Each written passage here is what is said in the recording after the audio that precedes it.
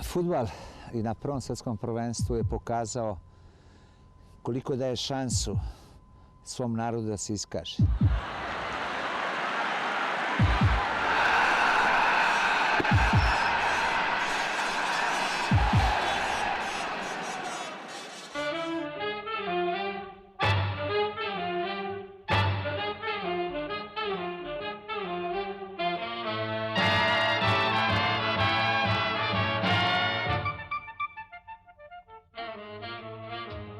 Znači, Montevideo, Montevideo je samo bila polaznica gdje sve nove generacije imali su šta da nauče.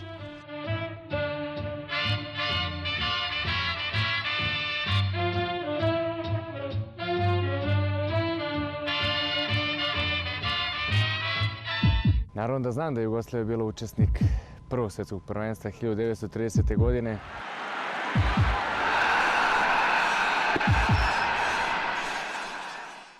Najbolji plasman naša reprezentacija ostvarila je na svjetskom prvenstvu u Montevideu.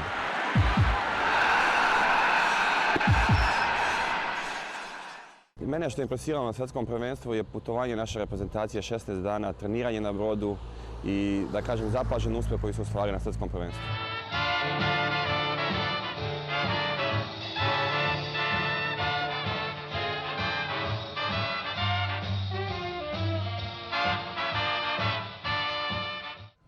Dvadeset jedan dan na brodu Florida, sigurno da im nije bilo lako.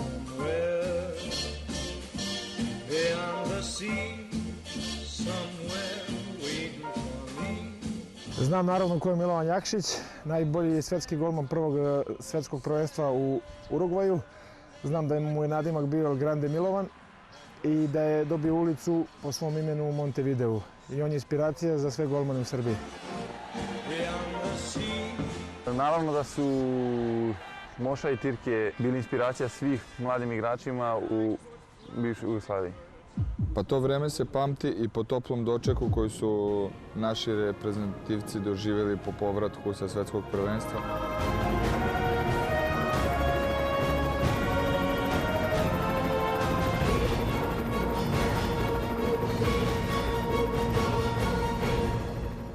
Već 8 decenija cilj svih generacija da ponove uspjeh one fudbalske reprezentacije iz 1930. godine.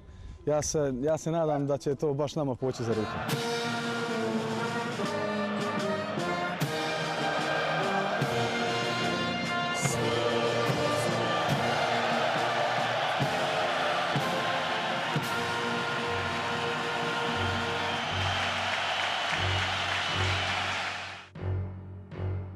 Mislim da je želja svih nas da ponovimo uspjeh naših predaka sa svjetskog prvenstva. Mogli bi neku sponu da napravimo iz tog vremena i ovog sada.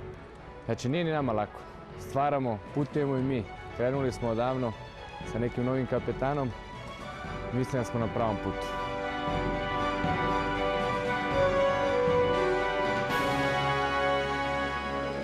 Srbi, Montevideo, Montevideo i u ovom trenutku kada i rezultati nas prate, svakako da nađemo u prošlosti tu želju da budemo na nivou tih ljudi.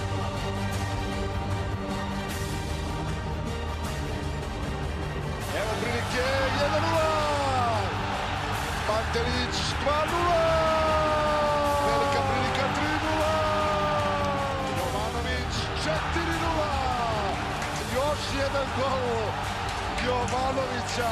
Fantastičan je osjećaj pobjeđivati pod zastavom Srbije i time zapravo učestvovati u buđenju pozitivnog nacionalnog ponosa. Posle 80 godina dobili smo priliku da u Južnoj Africi pokažemo ko smo.